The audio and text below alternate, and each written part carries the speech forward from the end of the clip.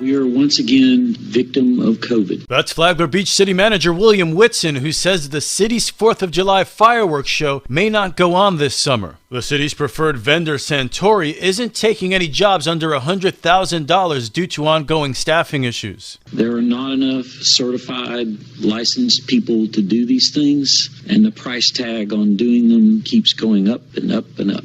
For our $25,000 investment, we have a guarantee right now of July 2nd, not July 4th. Flagler Beach Mayor Susie Johnson doesn't support moving Independence Day festivities from July 4th, even if it means there aren't fireworks. I am not okay with having the parade not on the 4th of July. This city has always had the parade on the 4th of July, and it is what has kicked off the festivities. And I would not like to see the rest of the events happening on the 2nd. That goes against what we have done as tradition in the city. Flagler Beach City Commissioner Jane Mealy agrees with the mayor, especially after the city's fight with Palm Coast a few months ago. I think we need to have everything on the 4th. We had a whole long fight several months ago about Palm Coast wants to change from the 3rd to the 4th. We would do it alternate years. We went through this whole blah, blah, blah. And we were adamant that July 4th belonged in Flagler Beach. And if we don't have fireworks again,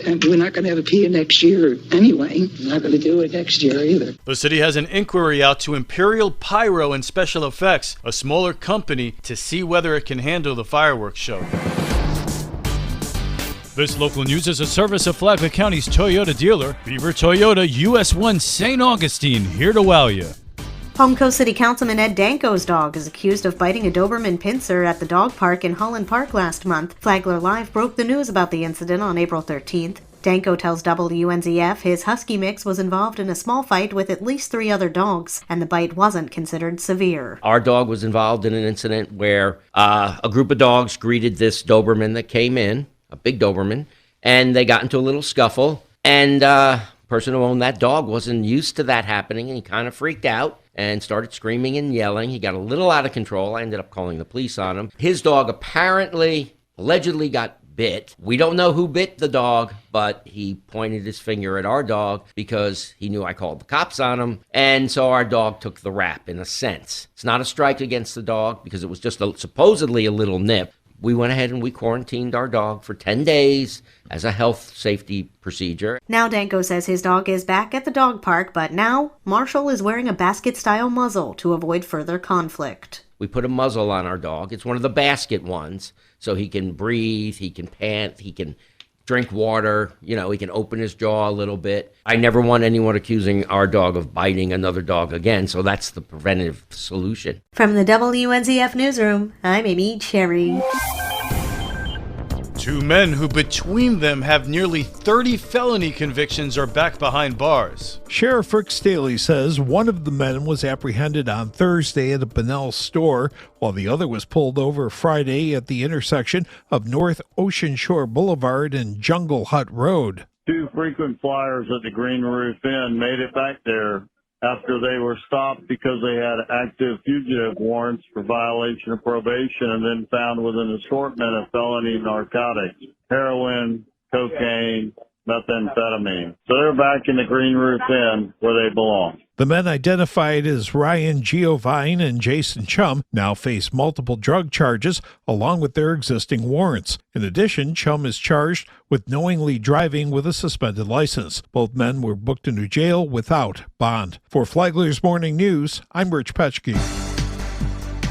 Help keep Palm Coast beautiful and pitch in at an upcoming community cleanup. The City of Palm Coast Public Works Department is hosting its Keep Palm Coast Clean and Love Where You Live by helping to pick up litter in your city Saturday, May 14th from 8 a.m. to noon. Public Works Workforce Data Analyst Benny Cope says litter includes truck tires, refrigerators, and much more. Since October 1st of 2021, the Public Works Department has picked up and removed over 35,835 pounds of litter alone. This does not include all the illegal dumping along our roadways. Volunteers will meet at the Public Works Department located at 1 Wellfield Grade off of US 1 at 8 a.m. Assignments will be given out with a wrap-up at around 12 o'clock. Rubber gloves, trash bags, and water will be provided to all volunteers. For Flagler's Morning News, I'm Karen Johnson.